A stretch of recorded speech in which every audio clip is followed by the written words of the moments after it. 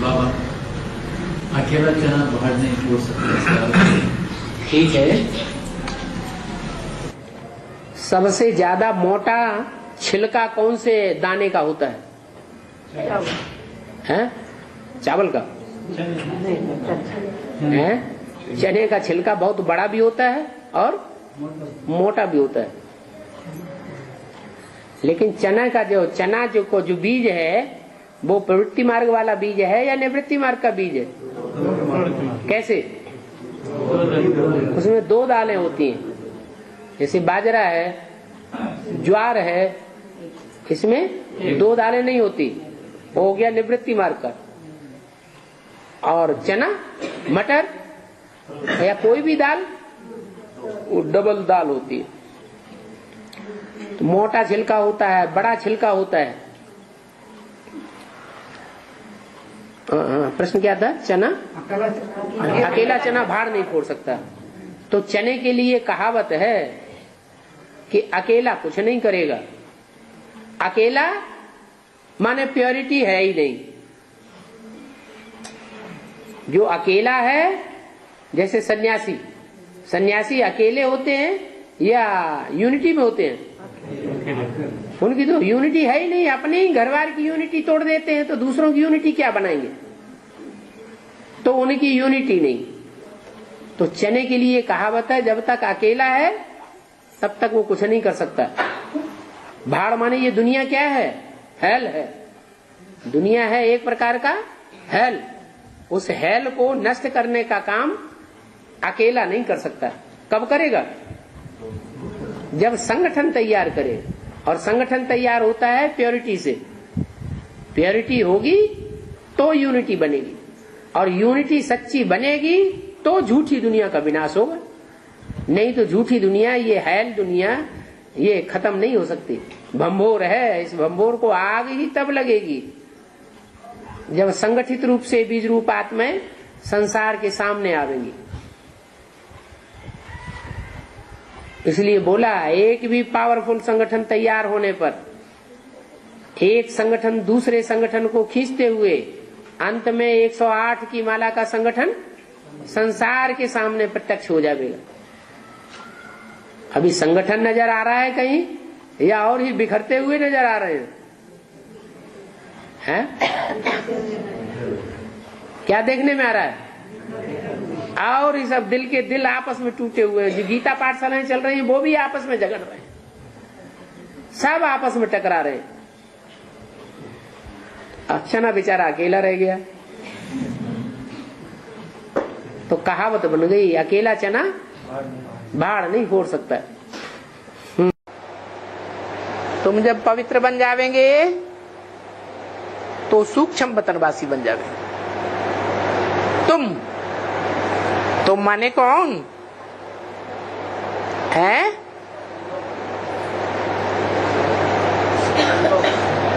बाप के सन्मुख बैठकर पढ़ाई पढ़ने वाले, डायरेक्ट पढ़ाई पढ़ने वाले। तो डायरेक्ट पढ़ाई पढ़ने वालों में अव्वल नंबर कौन हुआ?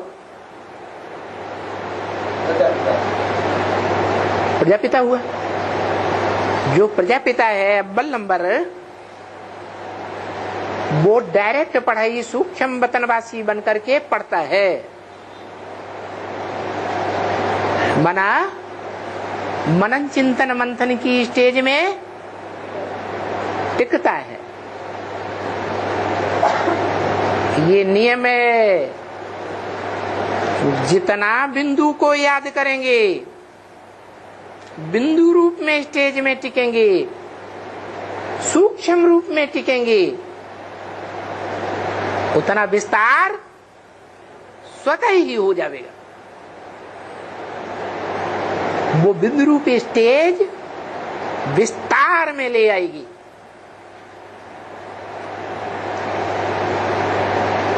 प्रैक्टिस करके देखें, खासकर अमृत बेले में। अमृत बेले की प्रैक्टिस कर ली तो सारा दिन मनन चिंतन मंथन चलता रहेगा।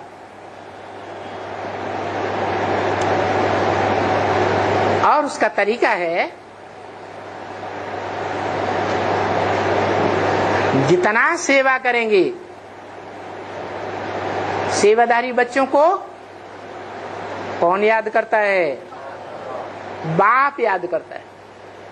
जिनको बाप याद करेगा, स्मरण करेगा, उनकी स्मृति पावरफुल बनेगी या नहीं बनेगी? उनकी स्मृति भी पावरफुल बन जाती है। इसलिए ब्राह्मण जीवन में पल पल सेवा में लगा रहना है। तन से सेवाधारी, मन के संकल्पों से ईश्वरीय सेवाधारी, और जो भी टटपुंज या धन है, उस धन के चप्पे चप्पे को कौन सी सेवा में लगाने वाला सेवाधारी है? ईश्वरीय सेवा में लगाने वाला। तो ऐसे सेवाधारी बच्चों को बाप याद करता है।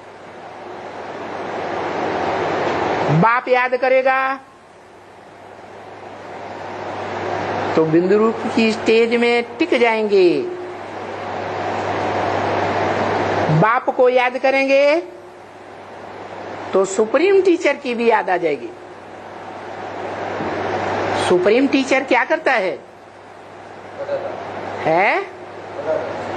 क्या पढ़ाता है? प्रोज और पोएट्री का विस्तार बताता है। मना गीता जो हमारी माता है, पोएट्री है, गीता गीत है, उसके एक एक शब्द का हिज्जे हिज्जे करके विस्तार बताता है। और जो अव्यक्त वाणी है वो हमारी प्रोज है, उसका भी विस्तार बताता है। तो बाप हमको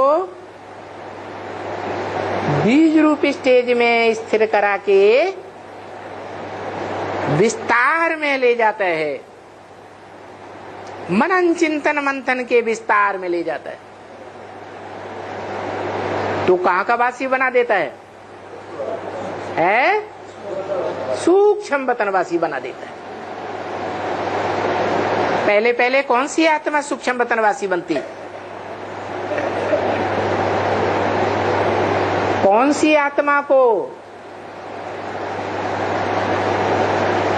गीता जो गीत है, पोएट्री है, उसके गहरे विस्तार का पता लग जाता है।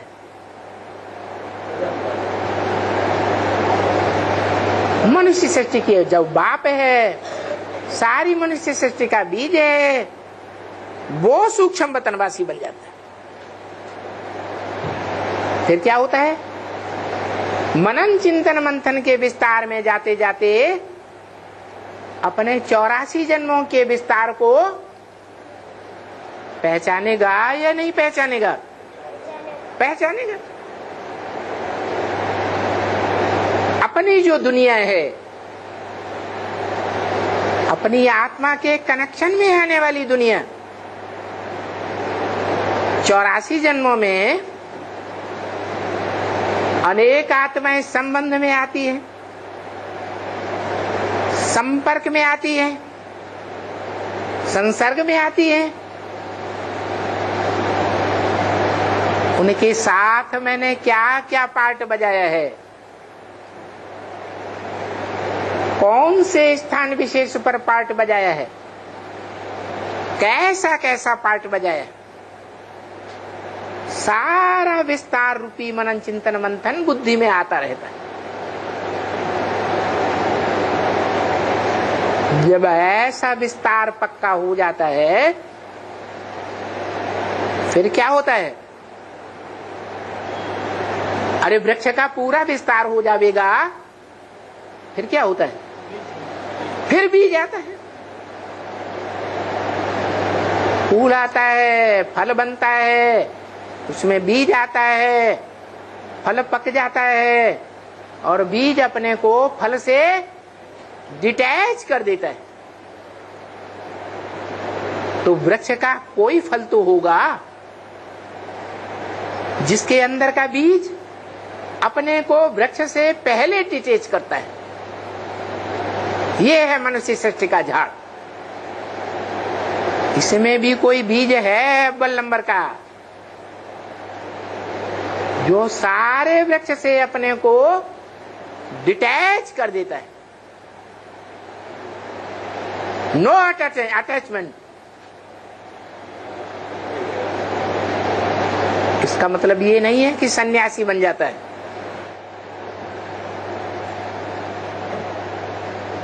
कर्मेंद्रियों के कर्म छोड़ देता है।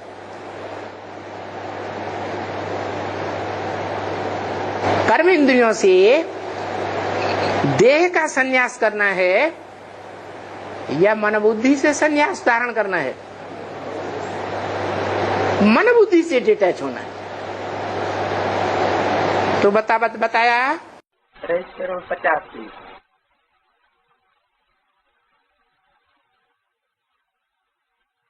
इनकी लाइफ में देखो, तुम मददगार नहीं होते तो हम स्वर्ग की स्थापना कैसे करते? क्या नहीं करते? कैसे अगर बच्चे मददगार नहीं बनते? तुम बच्चे मददगार हो, अकेला चना भाड़ नहीं फोड़ सकता। तो इतनी बड़ी शक्ति का विनाश कोई अकेले के द्वारा नहीं हो सकता। पापियों का विनाश, पापी शक्ति का विनाश, पापी संकल्पों का नाश एक के द्वारा नहीं हो सकता। ये सहयोग की शक्ति से, सहयोग के संगठन से ये कार्य संपन्न होता है। माला का संगठन जब तक न बने, माला रूपी संगठन, ये तो माला को सारी दुनिया फेरती है, स्मरण करती है, सिमरण करती है। तो जब तक संगठित नहीं होती तब तक न नई दुनिया की स्थापना और न पुरानी दुनिया का विनाश हो सकता है। तो पहले शेष 108 हम आत्माओं का संगठन बनना चाहिए। तो तुम पहले आदि में मददगार नहीं होते तो हम स्वर्ग की स्थापना कैसे करते?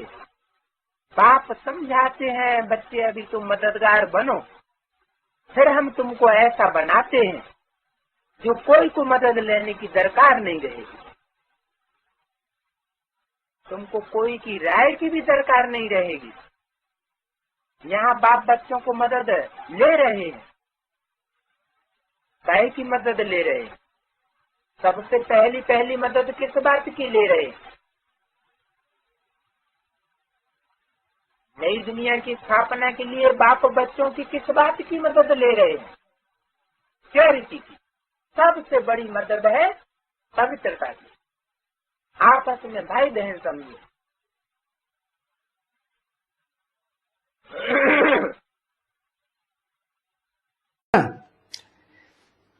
ये भी तो जानते हो,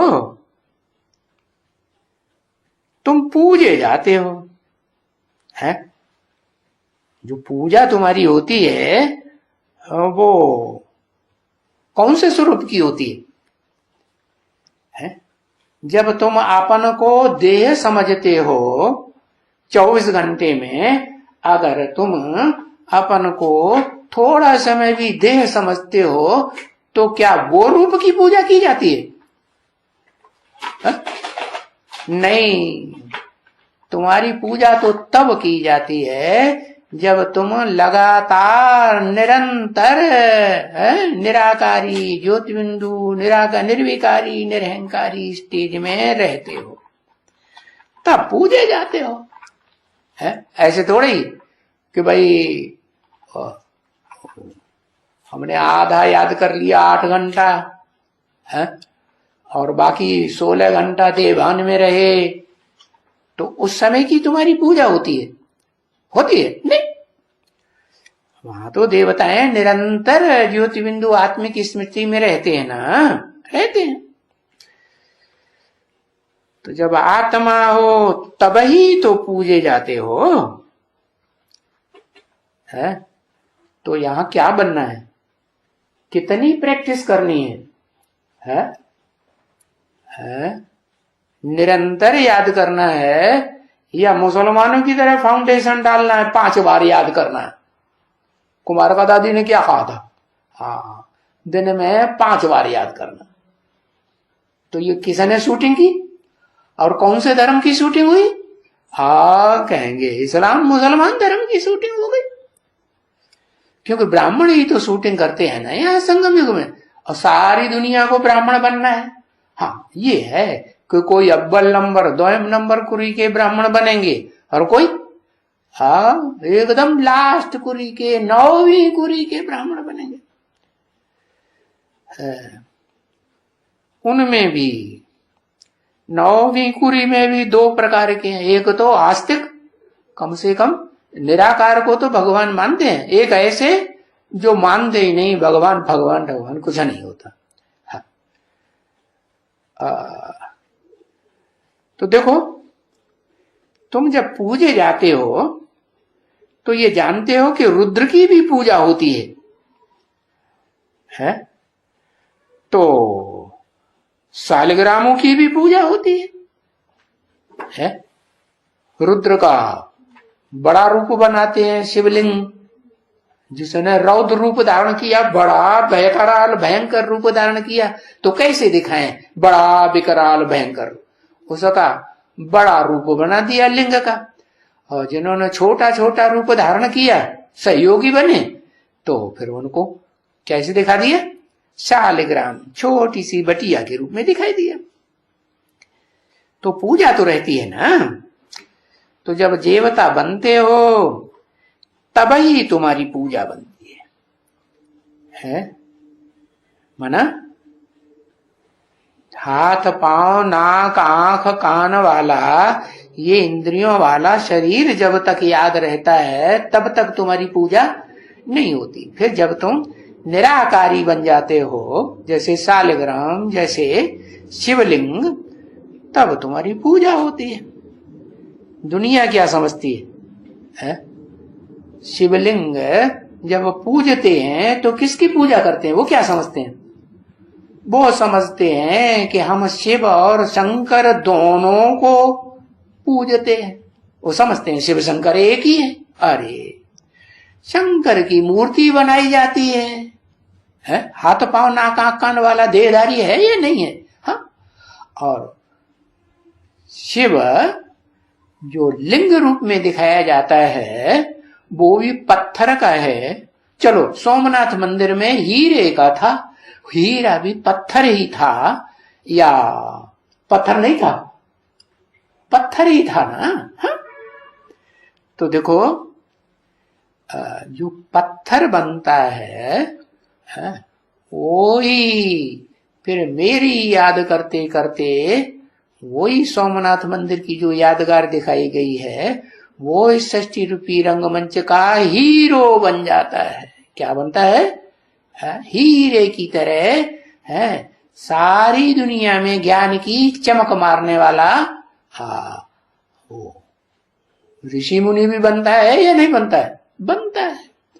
और आत्मा विनाशी नहीं है, हर एक ज्योति बिंदु आत्मा अविनाशी है।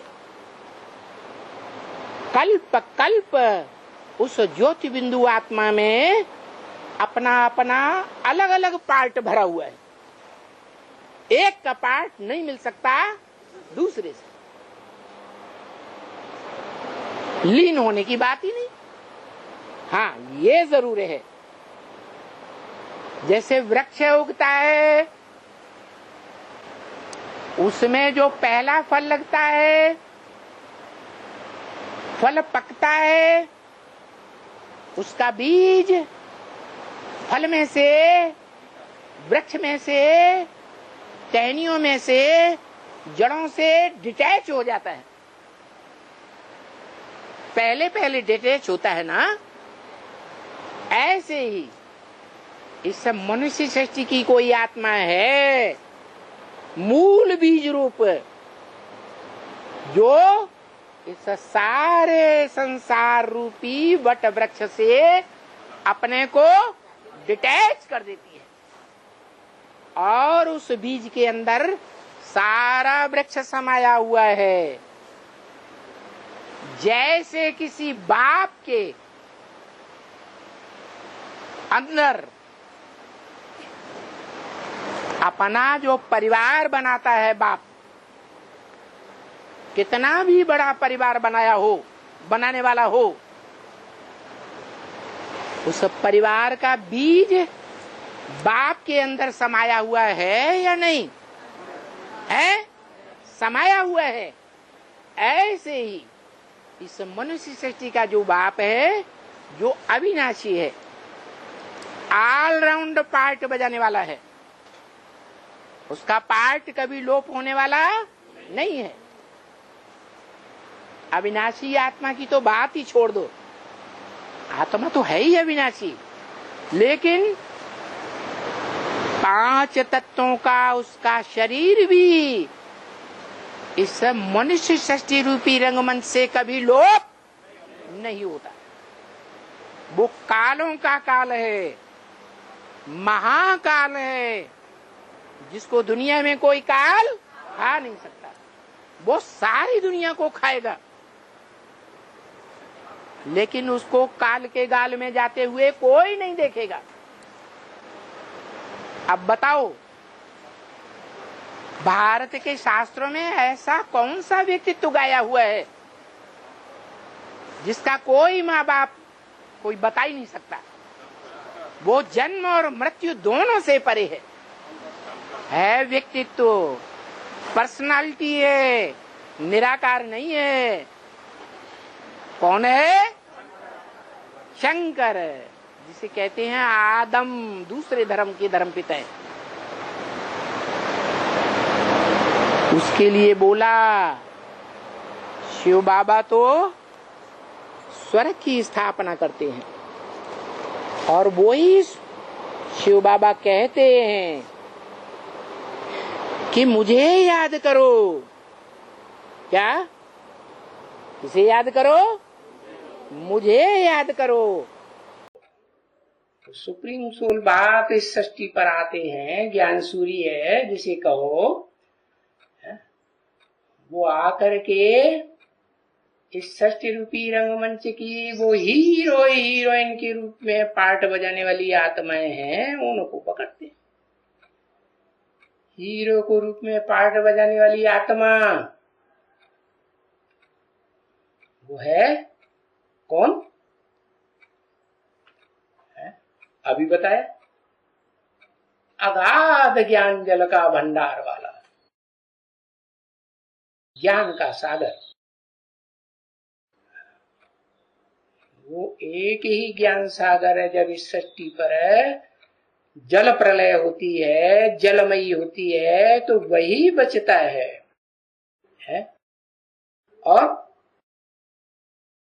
और उस जल प्रलय में वो चैतन्य ज्ञान सागर जो बचता है, वो ज्ञान को धारण करता होगा या नहीं करता होगा? ज्ञान को धारण करने वाला भी है। उसके भी 2 रूप हैं। क्या? एक चैतन्य आत्मा और दूसरा जड़ शरीर। तो वो हीरो पार्टधारी जड़ शरीर के साथ इस सृष्टि रूपी रंगमंच पर सदा काल मौजूद रहता है। समझ में आया कि नहीं है? अभी बताया।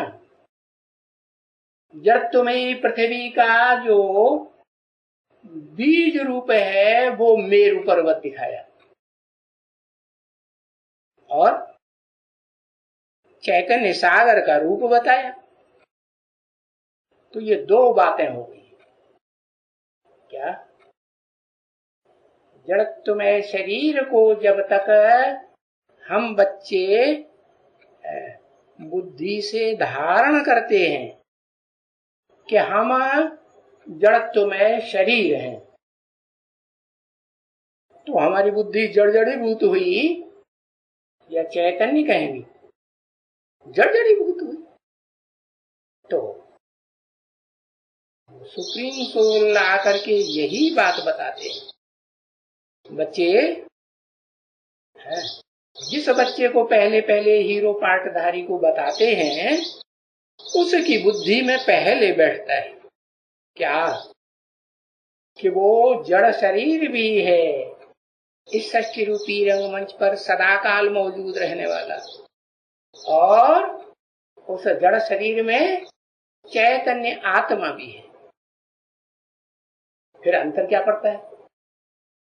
अंतर ये पड़ता है कि वो चैतन्य आत्मा अपने को चैतन्य आत्मा के रूप में एकाग्र कर लेती है, और जड़ शरीर को भूल जाती है या याद रखती है?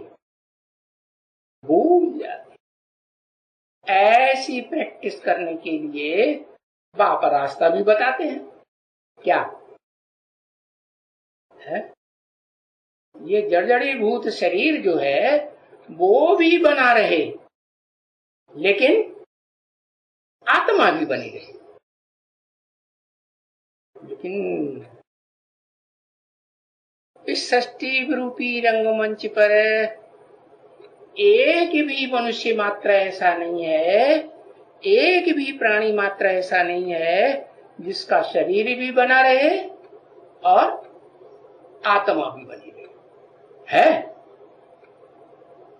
है कोई?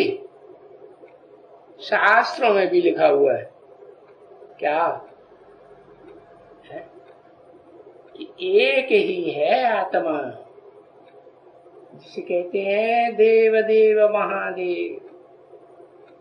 33 करोड़ देवताओं में बड़े से बड़े देव हैं 3 देव, ब्रह्मा विष्णु शंकर। उन 3 देवताओं में भी ब्रह्मा देव विष्णु देव और उनसे भी बड़ा महादेव, वो एक ही आत्मा शास्त्रों में बताई है, जिसका इस षष्ठी रूपी रंगमंच पर न शरीर खलास होता है और न आत्मा खलास होता है।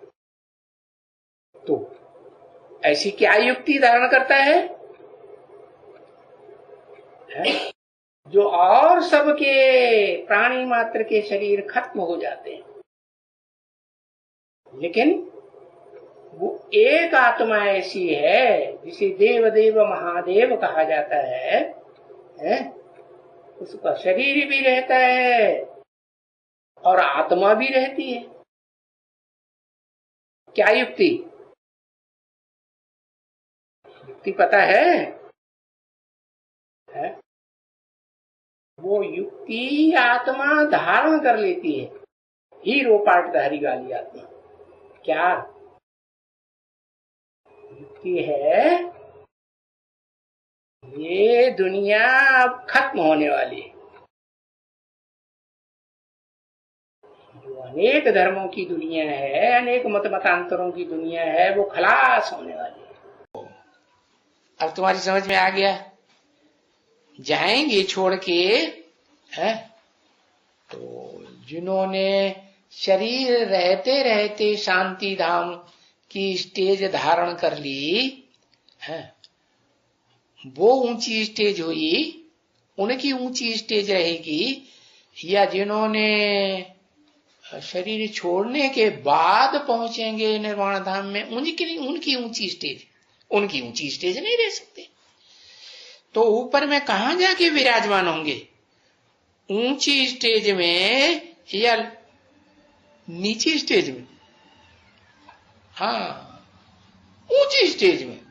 शरीर छोड़ के जाएंगे धर्म पिताएं तो भी ऊंची स्टेज में। हाँ, तो इस सृष्टि पर रहते रहते जिन्होंने शरीर रहते रहते ही ऊंची स्टेज निर्वाण धाम की प्राप्त कर ली, वाणी से परे की स्टेज में चले गए, तो वो आत्मा अव्वल नंबर हो जाएगी कि नहीं? पहले पहले कोई जाएगी कि नहीं? शरीर रहते रहते कितनी आत्माएं जाएंगी? अरे बताओ जल्दी। 1, 2, 4, 200, 400, 500 करोड़ है? एक आत्मा जाएगी। तो एक आत्मा तो हो गई पक्की 100% स्वधर्मी। होगी कि नहीं। और बाकी बाद में जाएंगी तो नीची स्टेज पाएंगी निर्वाण धाम में, है नंबर उनका 2 नंबर 3 नंबर 4 नंबर बाद वाला नंबर बनेगा या पहला वाला बनेगा? बाद वाला बनेगा। तो अव्वल नंबर की माला कौन सी है?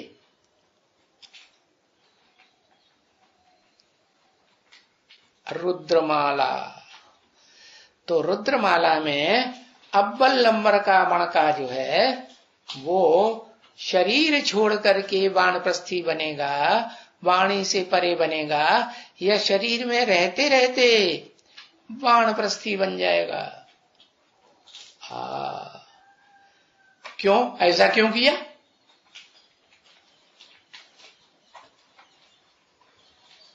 है कारण कोई होगा कि नहीं? ऐसा किस लिए किया कि भाई शरीर रहते रहते है बाप की इज्जत पहचान नहीं हो पाई। जब तक ये शरीर में वाचा में रहा है, वाचा के आधार पर वाणी चलाता रहा, तो वाणी चलाना देहभान की निशानी है या नहीं है कि नहीं? वाणी चलाएगा तो देह का उपयोग हुआ या नहीं हुआ? देह का उपयोग हुआ। 100% विदेही कहें? 100% विदेही तो नहीं कहेंगे। तो उसको तो 100% विदेही निराकारी बनना है या नहीं बनना है? हाँ, बाप ने बोला ना, विरुद्ध दिया ना कि मैं आता हूं। शिव सुप्रीम सोल बाप ने क्या विरुद्ध किया कि मैं आता हूं, तुम आप समान, तुम बच्चों को क्या बनाता हूं? निराकारी, निर्विकारी, निरहंकारी, नारायण स्वर्ग बनाने वाला। तो फिर अपना देखना चाहिए ना, और अंतर्मुखी होकर के देखना चाहिए कि अंदर में देखें कि हम कहां तक लायक बने। योग बल से उल्टी सीढ़ी चढ़ना है ना, तो कहां तक क्रॉस किया? कलयुग को क्रॉस किया, द्वापर को क्रॉस किया, या त्रेता के क्षत्रियों को भी क्रॉस कर लिया, या सतयुग के 16 कला संपूर्ण देवताओं को भी क्रॉस करके कलातीत स्टेज में पहुंच गए।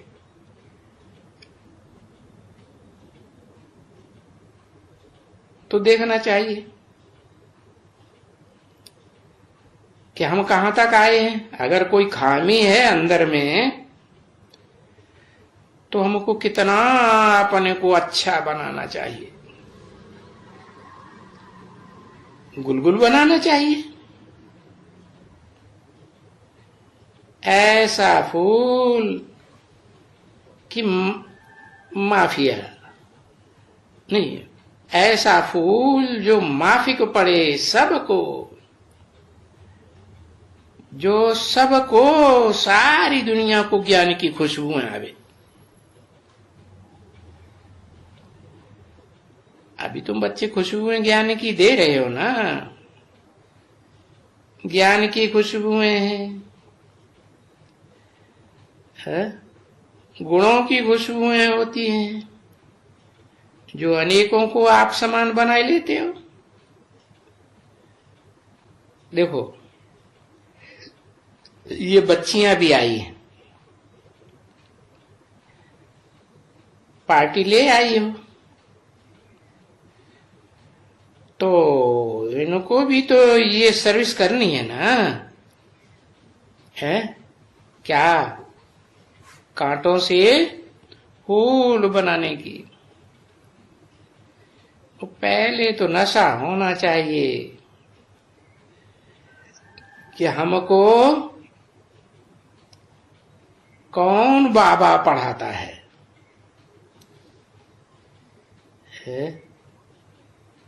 बाबे तो दुनिया में बहुत हुए और होते हैं, पढ़ाने वाला हमको कौन है? और वो तो गुरु लोग होते हैं। हमारा सदगुरु कौन है? वो ही तन चुनते हैं जो तन से भी पवित्र रहे और मन बुद्धि रूपी आत्मा से भी पवित्र रहे और 100% पवित्र बन करके दिखाए। तो बताया पवित्र प्रवृत्ति मार्ग बनेगा या नहीं बनेगा? कि रुद्रमाला के मणकों से ही बनेगा? बीज रूपों से बनेगा? नहीं, बीज रूपों से काम चलने वाला हाँ बाप का, सुप्रीम सोल बाप का काम है नहीं। तो शरीर धारण करने वाले और जो दुनिया में आत्माएं हैं जो इस सृष्टि की जड़ जमाएंगी,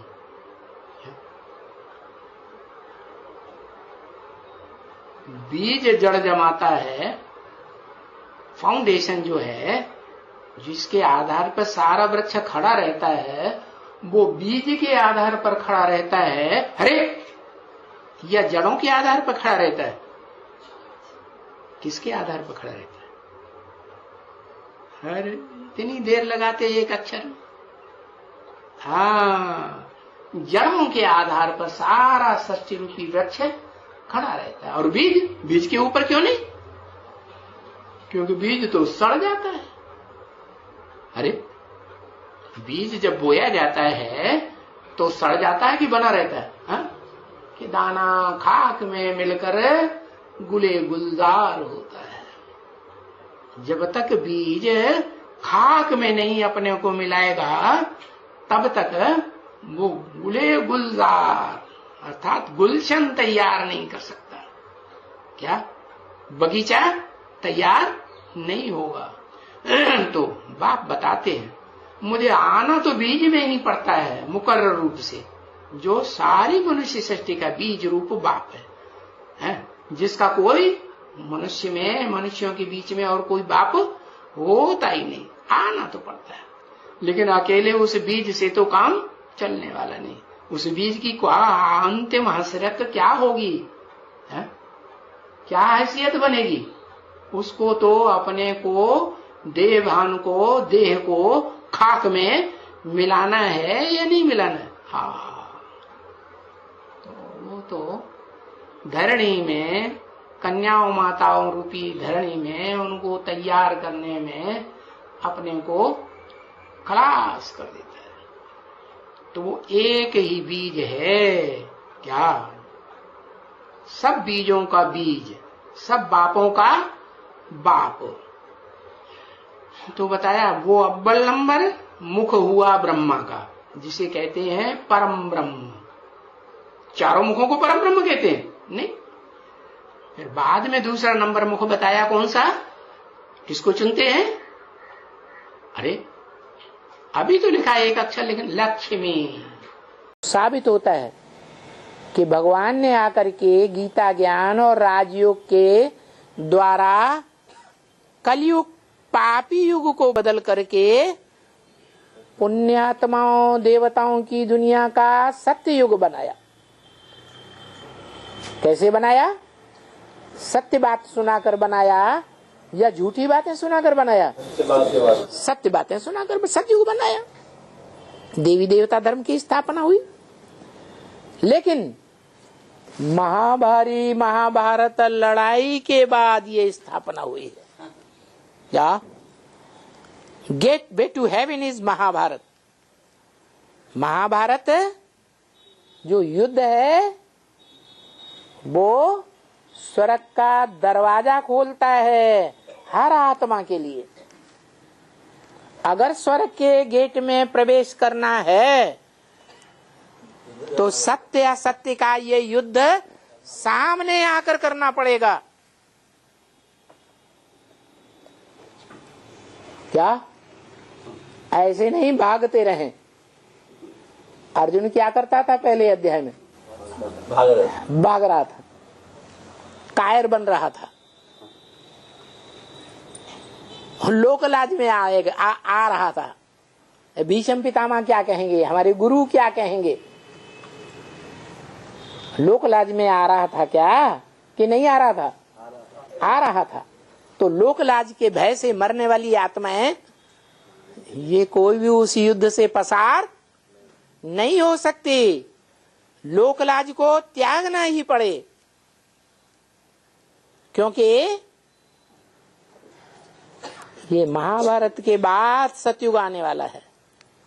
इस लड़ाई के बाद आदि सनातन देवी देवता धर्म की स्थापना होनी है। आसुरी दुनिया का विनाश हो जाएगा, उसके बाद नई दुनिया देवताओं की प्रत्यक्ष होगी। उसमें भी पहले पहले देवता बनेंगे कि देवता बनने से पहले ब्राह्मण बनेंगे? पहले ब्रह्मा की औलाद, ब्रह्मा मुख वंशावली ब्राह्मण बनना पड़े। कैसे ब्राह्मण? जो ब्रह्मा के मुख से निकली हुई बातें हैं, पत्थर की लकीर, ब्रह्मं वाक्यम जनार्दनम, ब्रह्म वाक्य, उन ब्रह्म वाक्यों को मानना पड़े, जानना पड़े और उन ब्रह्म वाक्यों पर चलना भी पड़े। इसका वर्णन भी जरा सा रिंचक मात्र कि ब्रह्मा द्वारा स्थापना जब करते हैं तो जरूर ब्राह्मण धर्म जन्म लेते। महा शब्द लगाया माना गड़बड़ हो गया, तो देखो ये दुख का संसार बन जाता है। देखो बाप को कितना होना रहता है कि हमारे बच्चे सुखी हो जावे। कौन से बाप को होना रहता है? लिखो लिखो, नाम लिखो जल्दी। है? अरे एक नाम नहीं लिख सकते, आत्मा का नाम बताओ। कौन सी आत्मा को है ये होना रहता है कि मेरे बच्चे सुखी हो जाएं?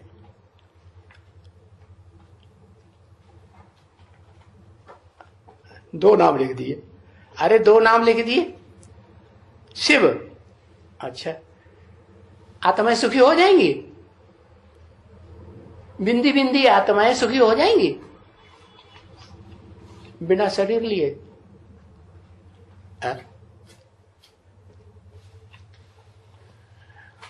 हाँ, शरीर चाहिए कि नहीं आत्माओं को? तो शरीर चाहिए, बिना शरीर के सुख मिल नहीं सकता। तो कोई चाहिए इस दुनिया में ऐसा जो शरीर को भी क्या बनाए दे, निराकारी बनाए दे, या देह अभिमानी ही बना रहे, देह की याद वाला नहीं। एक ऐसी आत्मा इस सृष्टि रूपी रंगमंच पर सदा काल मौजूद है जो अपने शरीर को भी और आत्मा को भी है सबसे पहले क्या बनाती है? सत्व प्रदान बनाए लेती है। बाप समान निराकारी स्टेज में स्थिर कराए देती है। तो दोनों बाप हुए, आत्माओं का बाप भी और मनुष्य सृष्टि का बाप भी, दोनों एक शरीर में मिलकर के जब पार्ट बजाते हैं तो उन दोनों बाप को, आत्माओं का बाप और मनुष्य शरीरों का बाप, मनुष्यों का बाप, दोनों बाप हैं। और ऊंचते ऊंचे बाप हैं या नंबरवार है? दोनों ही क्या कहेंगे? ऊंचते ऊंचे। तो जो ऊंचते ऊंचे बाप हैं उनको ये होना रहता है कि मेरे सब बच्चे क्या हो जाएं? सुखी हो जाएं। तो दुनिया में भी ये परंपरा बापों की चल पड़ी। सब बाप क्या चाहते हैं? बाप सब यही चाहते हैं ना कि मेरे बच्चे सुखी। एक बाप, एक टीचर या गुरु क्या चाहता है कि मैं भले पढ़ाई पढ़ाने वाला प्राइमरी स्कूल का टीचर हूं, लेकिन मेरा पढ़ाया हुआ बच्चा क्या बन जाए? बहुत ऊंची पढ़ाई पढ़ के बहुत ऊंचा पद प्राप्त करने वाला बन जाए। ये आशा रहती है कि नहीं? टीचर की भी है और अम्मा की भी यही आशा रहती है। हाँ, अम्माएं दो तरह की होती है। एक होती है वो अम्माएं, कौन सी करेंगे तो वो भी जड़ है या चैतन्य है? उसमें भी रोशनी कहां से आ रही है? बाहर से आ रही है या उसके अंदर है? बाहर से आ रही।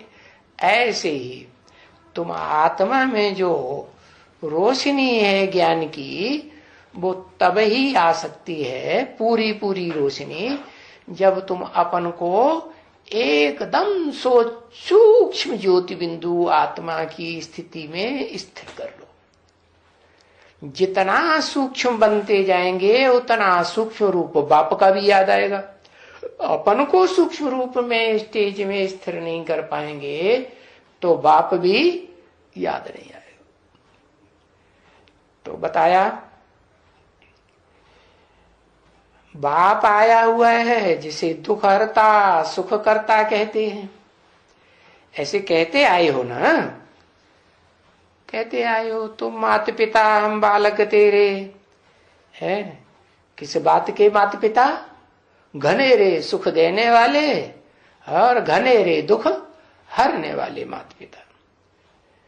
माता भी तो पिता भी।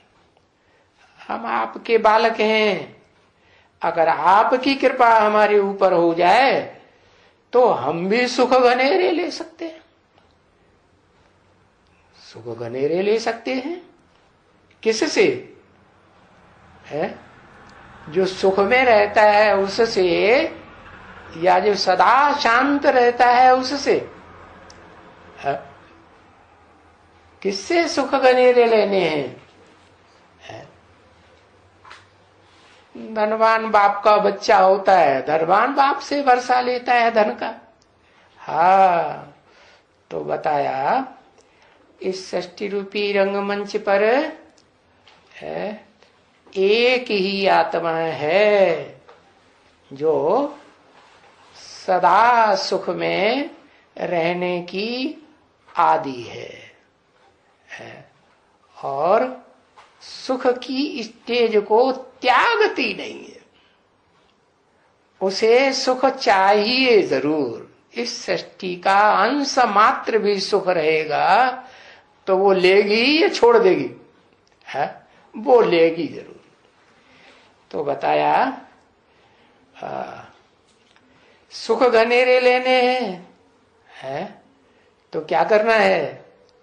जो इस षष्टि रूपी रंगमंच पर जास्ती से जास्ती सुख लेने वाली आत्मा है काहे से? देह के आधार पर। देह से जो जास्ती से जास्ती सुख लेने वाली आत्मा है, उस देह के आधार पर टिकने वाली ऐसी आत्मा जो अपनी देह को भी कैसा बना दे? शांत स्वरूप बना दे, सुख स्वरूप बना दे। कैसे बनाएगी? है ज्ञान से बनाएगी कि अज्ञान से बनाएगी? ज्ञान से ही बना सकती है। ज्ञान क्या? ज्ञान है कि अति सूक्ष्म स्टेज में टिकेंगे तो वो स्टेज आ जाएगी कि ये शरीर भी सूक्ष्म और हल्का हल्का हल्का अनुभव होगा, प्रकाश स्वरूप अनुभव होगा। जैसे नई आत्माएं उतरती है ना आत्मलोक से, तो वो आत्माएं अपन को हल्का अनुभव करती हैं या भारी अनुभव करती हैं? हल्का अनुभव करती हैं। क्यों? शरीर में होते हुए भी हल्का अनुभव क्यों करती हैं? क्योंकि इस सृष्टि पर से जब गई थी तो वो अपने हिसाब से, अपनी कैटेगरी के, अपने ग्रुप के हिसाब से सबसे पावरफुल ज्ञान का भंडार लेकर गई थी। चाहे वे कोई भी नंबरवार धर्म पिताओं की आत्माएं हो, वो पावर ज्ञान की भर करके जाती है। तो ऐसे ही तुम बच्चों को बताते हैं कि तुम उतना ही सूक्ष्म ज्योति बिंदु आत्मा बन सकेंगे जितना ज्ञान गहराई से धारण करेंगे। क्या? और बाप को भी उतना ही पहचान पाएंगे जितना ज्ञान गहराई से होगा। तो बताया जन्म जन्मांतर तुम गाते आए हो कि हम दुखी हैं।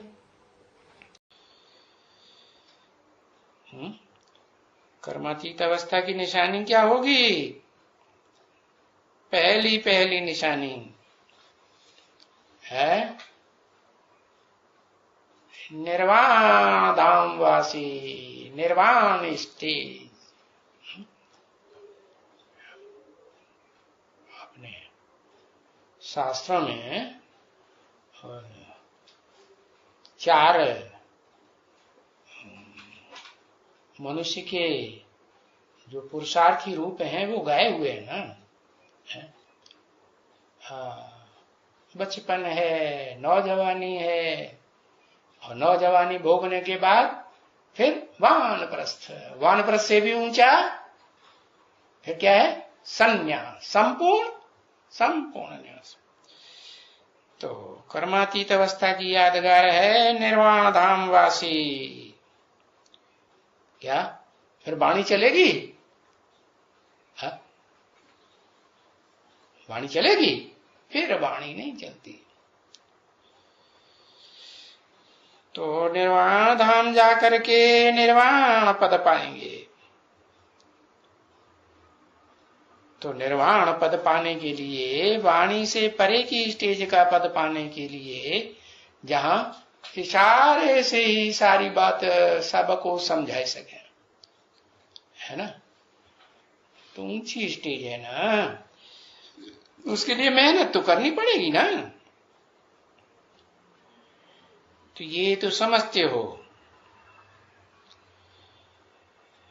कि अभी तो मेहनत तो क्या, अरे बहुत मेहनत है। इतनी मेहनत है कि मेहनत तो बाद में करेंगे, पहले तो अच्छी तरह सुने और समझें। क्या बोला? एक एक मुरली को कितने बार? 6 बार सुनना पड़ना चाहिए, है? और फिर अच्छी तरह समझ में बैठेगी तो समझना चाहिए। बेचारे समझते भी नहीं है?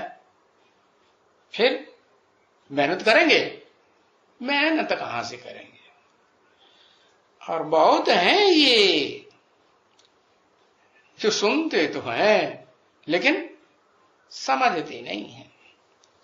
हाँ तो सुनते हैं, अपने मन मुताबिक मनुष्यों की मन मत के मुताबिक करते भी हैं, परंतु कोई याद करे, सुनने के बाद, समझने के बाद, मनन चिंतन मंथन करने के बाद फैसला करे, और पहचाने किसको? वो सुप्रीम सोल जो अव्यक्त है, देखने में नहीं आता है, वो किस मनुष्य तन में मुकर्रर रथ में प्रवेश करके पार्ट बजाए रहा है, उसको पहचान करके याद करे। तो अच्छे अच्छे जो भी बच्चे हैं ना, हैं या नहीं? हाँ हैं। बाबा ने बताया ना, इनकी बहुत अच्छे, जो वाणी बहुत अच्छी चलाते हैं ना, वो याद करते ही नहीं है। क्या? भाषणबाजी तो बड़ी सुंदर कर देते हैं, लेकिन कमी क्या बताई? याद करते। क्यों नहीं याद करते? कारण बता दिया क्यों नहीं याद करते। क्योंकि समझ करके, अच्छी तरह सुन करके, अच्छी तरह अध्ययन करके, मनन चिंतन मंथन करके फैसला ही नहीं कर पा रहे हैं कि किसको याद करना है। निराकार ज्योति बिंदु शिव हेवनली गॉड फादर को याद करना है? अगर उसको याद करेंगे तो रिजल्ट क्या होगा? वो सदा काल निराकार धाम वासी बनेगा। तो निराकार धाम में जैसे वो पड़ा पड़ा सोता रहता, दुनिया का सबसे बड़ा कुंभकर्ण है कि नहीं है? नहीं है। अच्छा, सबसे बड़ा नहीं तो कुछ बड़ा तो है ना। हाँ, तो कुंभकर्ण बनने के लिए तैयार हैं, सुसुप्ति में पड़े रहेंगे परम धाम में। चाहिए नहीं चाहिए, वो नहीं चाहिए। अच्छा, इसलिए स्लोगन बताया है कि हर घर में एक स्लोगन टांग दो। बड़े से बड़ा स्लोगन है क्या? मनुष्य मत से दुर्गति और श्रीमत से सदगति। अनेक देहधारी मनुष्य गुरुओं से दुर्गति होती है और एक सदगुरु निराकार से सदगति होती है। सदगति भी साकार में आकर करते हैं क्या? सदगति सदगुरु के द्वारा होती है। सदगुरु अकाल मूर्त कहा जाता है। अकाल का मतलब उसको काल नहीं खा सकता। जिस गुरु को खुद ही काल खा जाए वो दुनिया की सदगति क्या करेगा? तो वो ऐसा गुरु बन करके आता है जिसको काल के गाल में जाते हुए कोई इन आंखों से देख ही नहीं पाता। सारी दुनिया को काल के गाल में जाते हुए देखा जाएगा, लेकिन सदगुरु अकाल मूर्त को काल के गाल में जाते हुए कोई नहीं देखा। वो अकाल मूर्त है। मूर्त कहा जाता है। मूर्त माना जिसकी मूर्ति हो, जड़ मूर्ति नहीं, चैतन्य मूर्ति। चलते फिरते को चैतन्य कहा जाता है, बोलते चालते को चैतन्य कहा जाता है। ऐसी बोलती चालती मूर्ति सदगुरु निराकार बाप की होती है। निराकार का मतलब बिंदु नहीं, बिंदु के लिए नहीं कहा जाएगा बोलता चालता। बिंदु कैसे बोलेगा?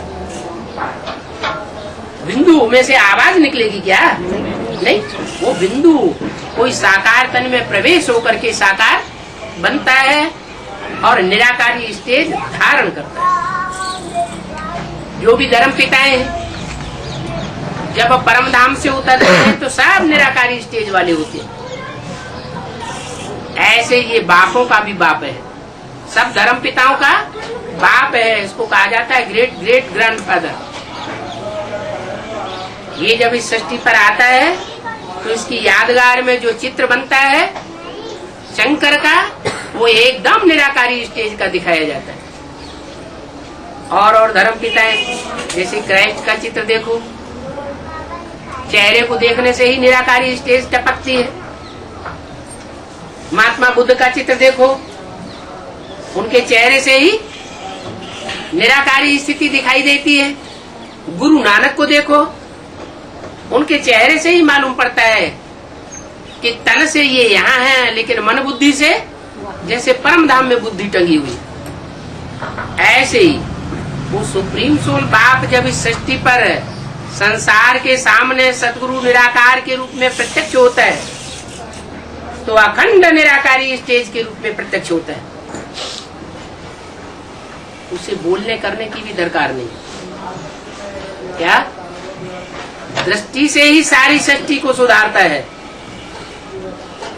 बोलने की तो दरकार तब तक है जब तक ज्ञान परिपक्व स्टेज में संसार में नहीं उतरता। जब ज्ञान परिपक्व स्टेज में उतर जाता है, ज्ञान का एक एक पॉइंट क्लियर हो जाता है, तो परमात्मा को बोलने की भी दरकार नहीं रहती। ओ है या नहीं है? है? ये सूक्ष्म शरीर ही अव्यक्त है? सूक्ष्म शरीर भी अव्यक्त है, लेकिन सूक्ष्म शरीर दो प्रकार का है।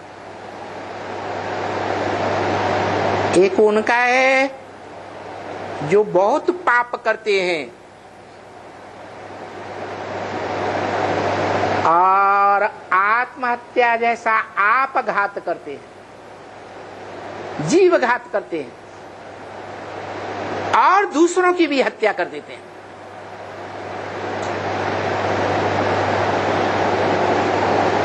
ऐसे जघन्य पाप करने वाले सूक्ष्म शरीर धारण करते हैं। भले उन सूक्ष्म शरीर धारण करने वालों में भी कैटेगरीज अलग अलग हैं। कोई फरिश्ता, कोई जिन्नात, कोई भूत, कोई प्रेत, कोई दुखदाई, कोई सुखदाई भी होते हैं। तो जो भूत प्रेत बनते हैं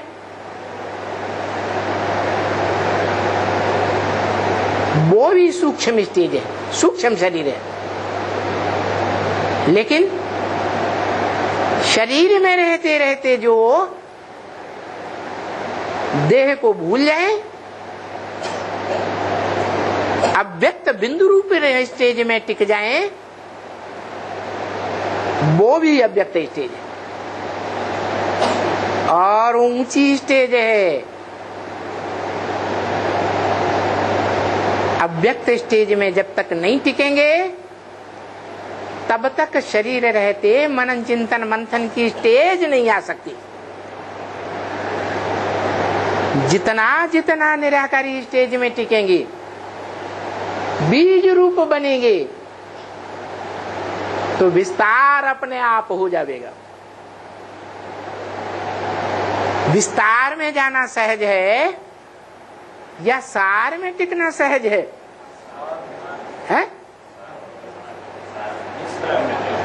विस्तार अपने आप होता है बीज का, और बीज रूप बनने में वृक्ष को बड़ा लंबा टाइम लग जाता है।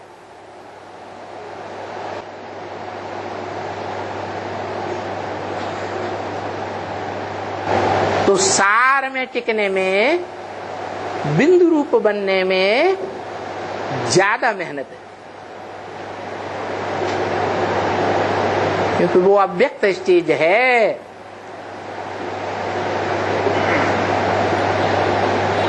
अव्यक्ताद् गतिर्दुःखं देवद्भिर्